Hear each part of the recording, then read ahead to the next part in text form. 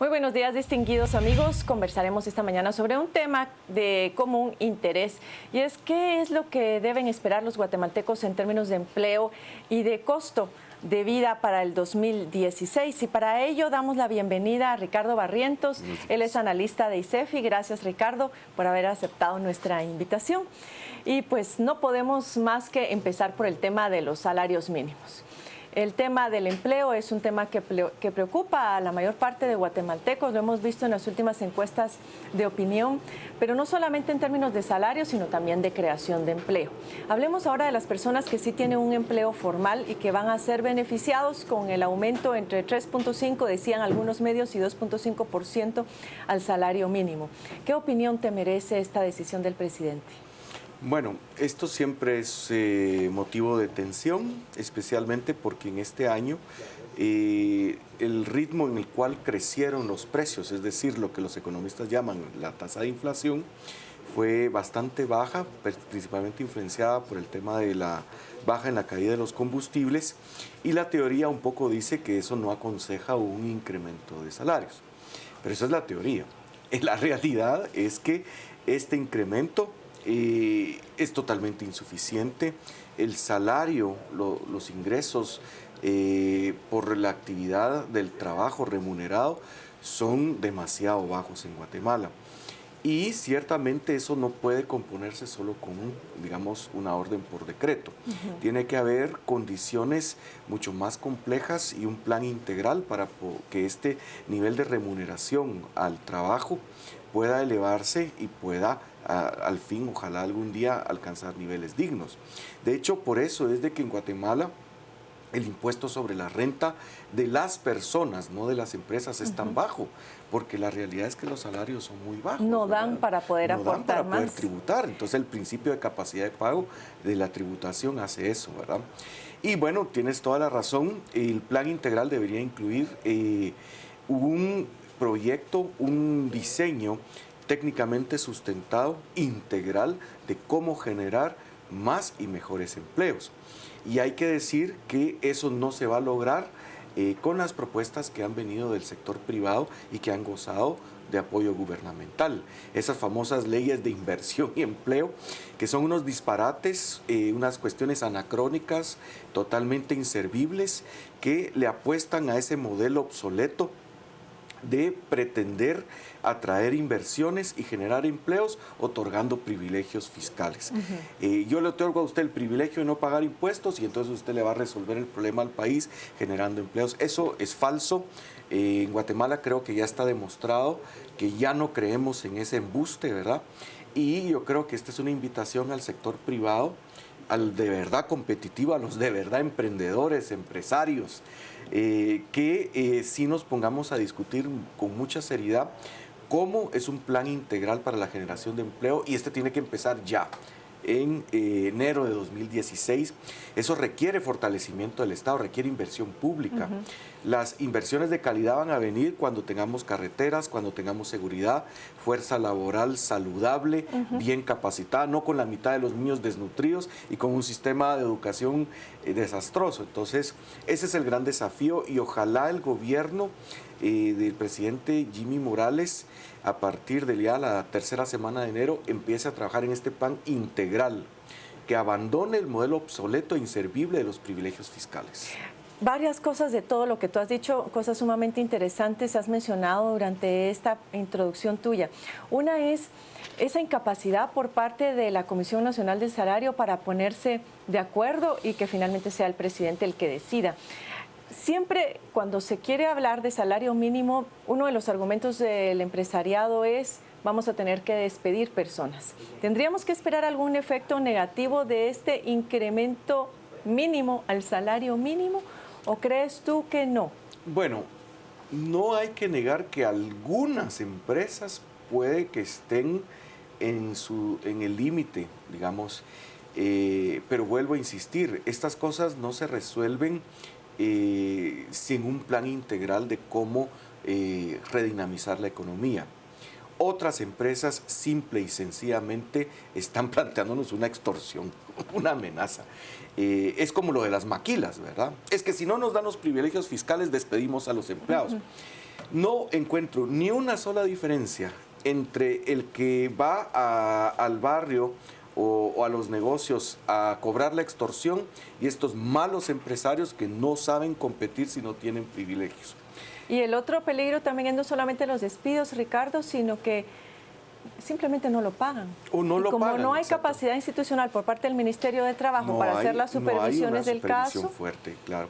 Entonces, ¿cómo diferenciar a los empresarios que no están queriendo extorsionar a la sociedad amenazando con despidos injustificados? ¿Y cómo identificamos estos extorsionadores de cuello blanco? Que si no tienen el privilegio fiscal, que si no les permiten rebajar los salarios a sus empleados, entonces amenazan con esto, ¿verdad? Esto es difícil y, digamos, requiere el plan integral, por supuesto, la inspección laboral.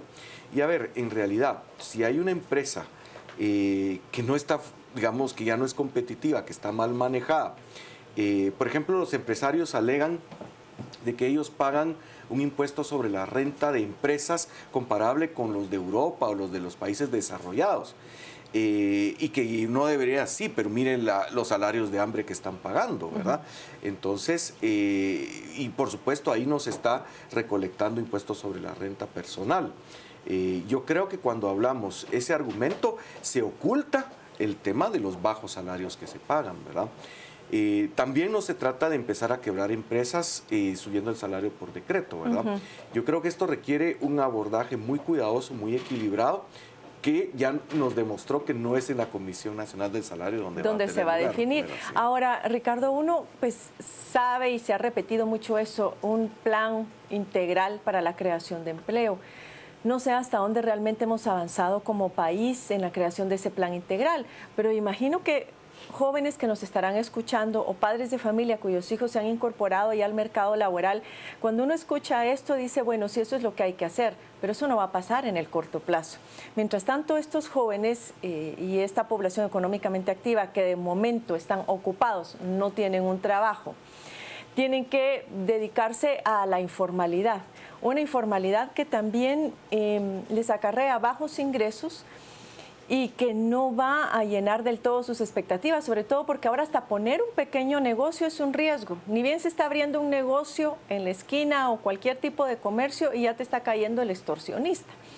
Entonces es muy difícil desarrollarse también en la informalidad. Sí, digamos, para este segmento, pues sí, las opciones son básicamente tres, ¿verdad? O se dedican a la delincuencia, al narcotráfico, a las maras o cualquier otra actividad que les permita ingresos de subsistencia delinquiendo. El segundo es migrar, o sea, largarse, ¿verdad? Porque aquí no se puede. Y el tercero es tratar de encontrar alguna actividad al margen de la formalidad. Y aquí quiero volver a atacar una idea en donde pareciera ser que los únicos que tienen la capacidad de generar empleo son los empresarios del sector privado. Esto es falso. Esto es falso porque, vuelvo a insistir, digamos, el plan integral que realmente pueda hacer a Guatemala competitiva, y le voy a poner un apellido, de verdad, no tiene nada que ver con todo el rollito de que vemos en la publicidad en la tele o la escuchamos en la radio.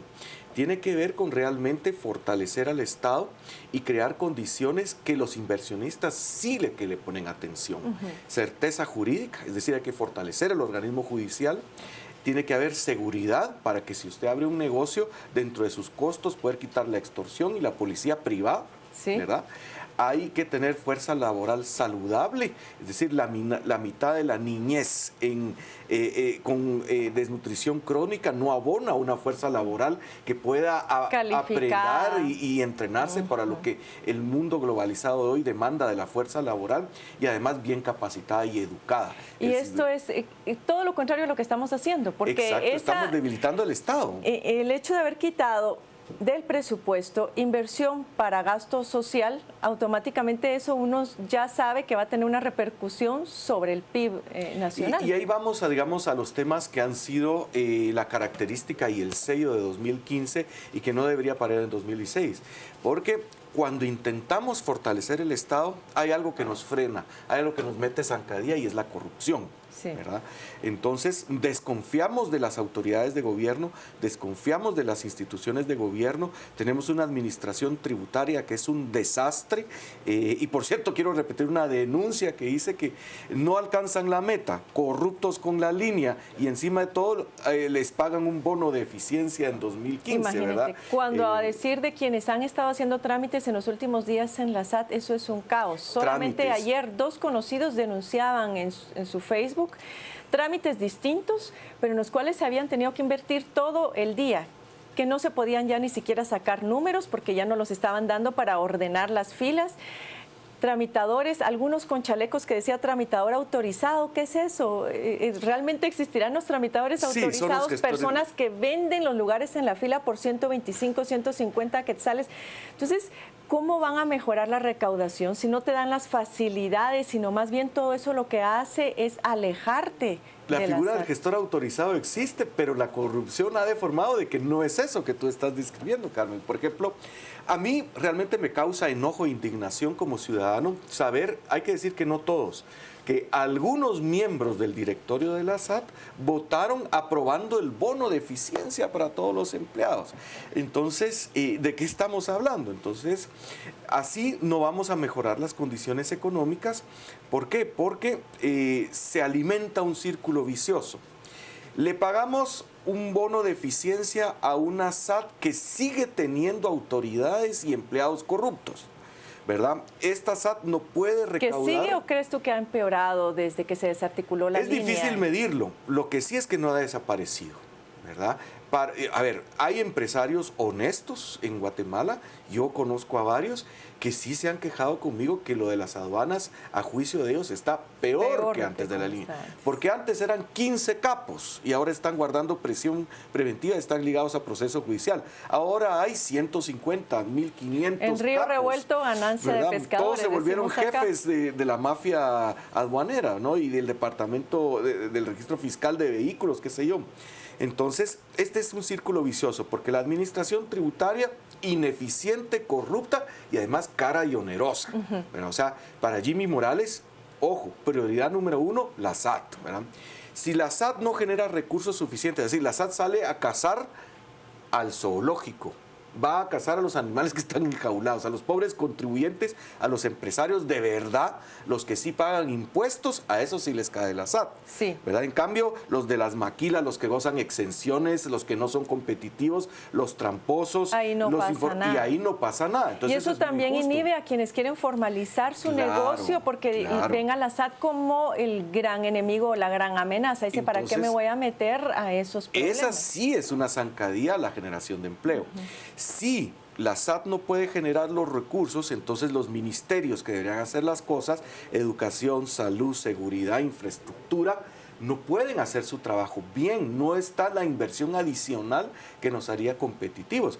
Por ejemplo, quienes promovían la ley de inversión y empleo tenían una idea que en principio no es mala, que es descentralizar la inversión y ponerla en aquellos municipios donde hay pobreza y donde no hay oportunidades.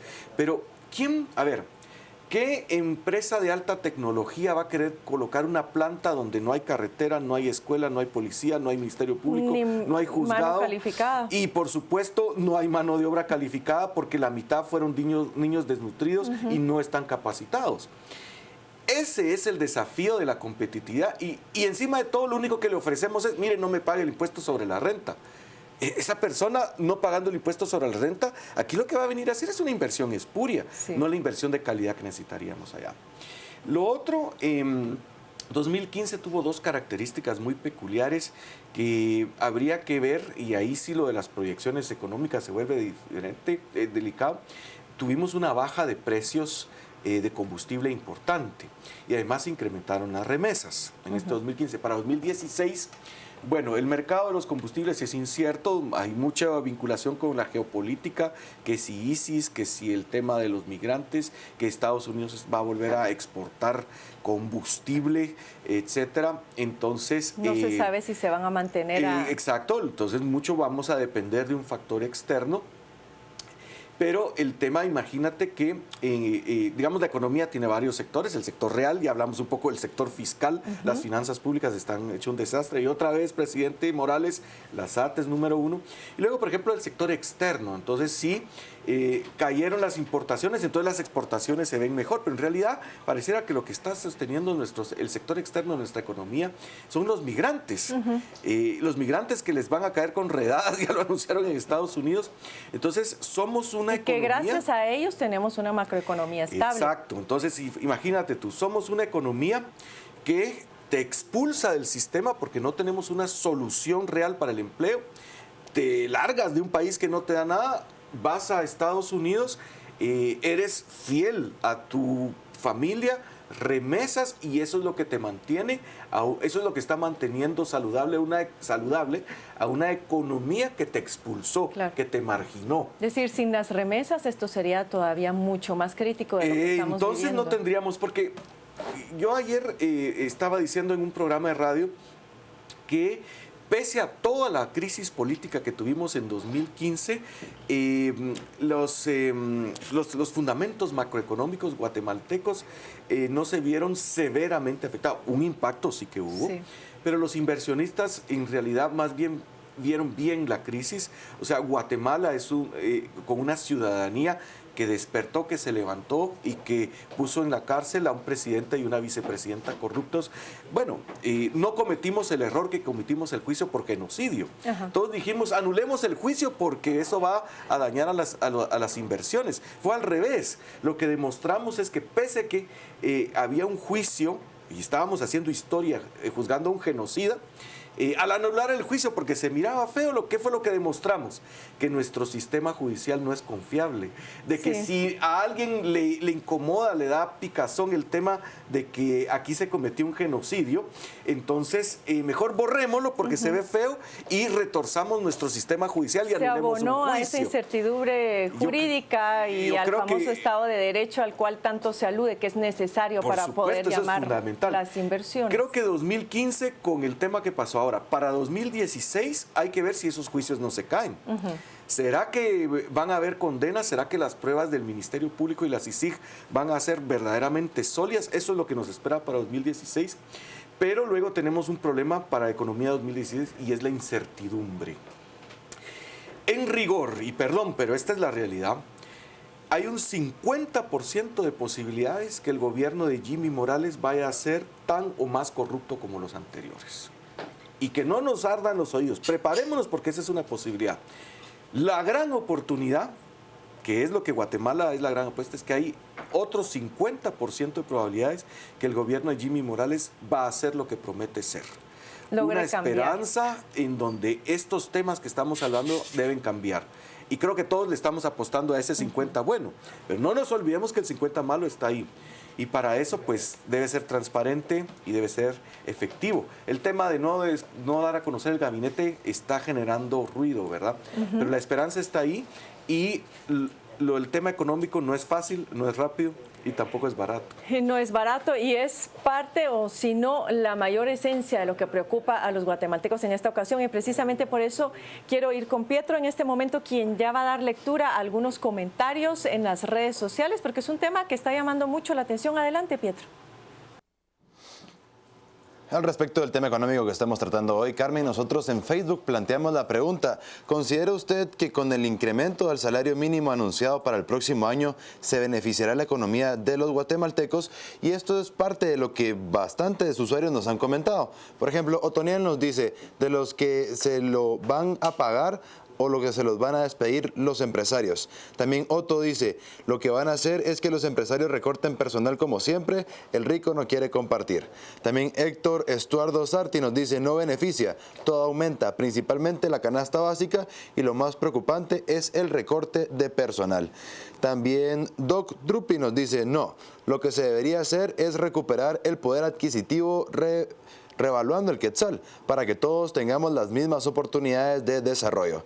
También Flor de María Florecito nos dice, a quienes tienen el sueldo mínimo, algo les ayuda cada día, todo más caro y el sueldo lo mismo.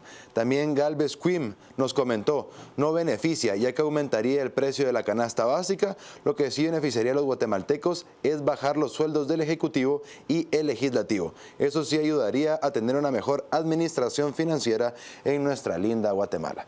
Esto es parte de lo que los usuarios nos comparten de su opinión en las redes sociales, que lo tenemos como para retroalimentar el tema que estamos tratando hoy en la entrevista del día.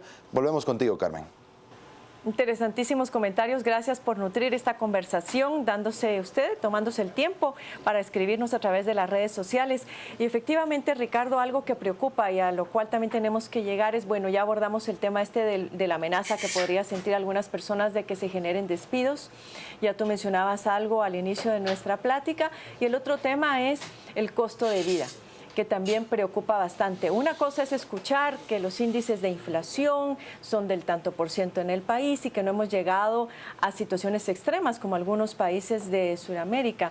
Pero igualmente, para el ama de casa, y ahora voy a hablar yo también como ama de casa, uno dice, realidad, tú lo sientes en tu bolsillo cuando ves semana a semana lo que se incrementan los costos respecto a lo que tú solías comprar de manera permanente, cómo se te está aumentando, por ejemplo, hasta en 300 quetzales semanales, únicamente un supermercado, ya no digamos un mercado en donde las verduras y todo lo que vas a necesitar también han ido en constante aumento, a pesar de que los precios del petróleo o de la gasolina han disminuido. Y ahora preocupa también el alza al servicio de la energía eléctrica que ya fue anunciado por el INDE. ¿Cuál es la perspectiva que tenemos en torno al costo de vida de los guatemaltecos? Y con estos comentarios uno se hace aguafiestas, ¿verdad? Y no nos olvidemos el conflicto con el transporte urbano, ¿verdad? Porque en la medida que haya un esfuerzo legítimo por atacar ese problema, me temo que los empresarios van a amenazar con subirle al transporte. Entonces eso sí sería el acabose, ¿verdad? Bueno, mira, la teoría económica tiene explicaciones que no me voy a poner a repetirlas acá, pero el hecho es que con el incremento de remesas y la reducción en los precios internacionales de los combustibles, las familias, o muchas familias, no todas por supuesto, han tenido más dinero disponible para consumir, ¿verdad? Si el galón de gasolina llegó a estar casi cerca de los 40 quetzales y ahora se ha mantenido en torno a los 20 quetzales, el diésel no anda muy lejos, quiere decir que ahí por galón hay 20 quetzales que antes no se gastaban en combustible.